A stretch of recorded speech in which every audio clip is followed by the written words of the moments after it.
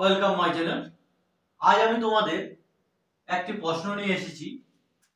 কোনো একটি সংখ্যা থেকে 3402 বিয়োগ করায় 5 অঙ্কের ক্ষুদ্রতম সংখ্যাটি পাওয়া গেল।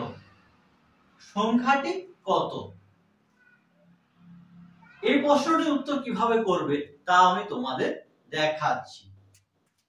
তাহলে এখানে কোনো একটি সংখ্যা থেকে যেখান থেকে 3402 বিয়োগ করলে বিয়োগফলটি 5 অঙ্কের ক্ষুদ্রতম সংখ্যা হবে।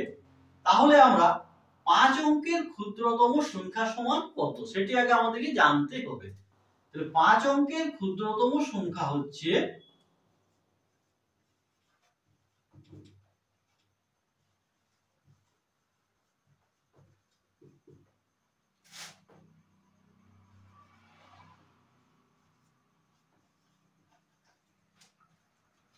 একের পিঠে 4টি শূন্য, 1 2 3 4 5।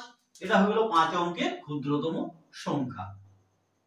এর সঙ্গে আমাদেরকে 3402 এটা যদি আমরা যোগ করে দিই তাহলে যে যোগফলটি পাবো সেটি হচ্ছে নির্ণেয় সংখ্যা। তাহলে আমরা যোগ করি। তাহলে 0 2 এর 2 0 4 3 1। তাহলে অতএব নির্ণেয় সংখ্যাটি হলো 13402, যা থেকে 3402 বিয়োগ করিলে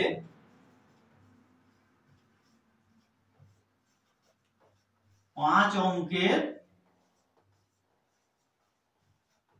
ক্ষুদ্রতম সংখ্যা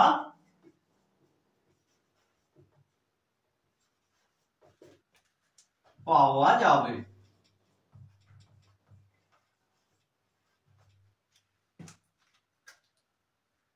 ভিডিওটি ভালো লাগলে চ্যানেলটি লাইক করো, সাবস্ক্রাইব করো এবং বন্ধুদের সাথে শেয়ার করো।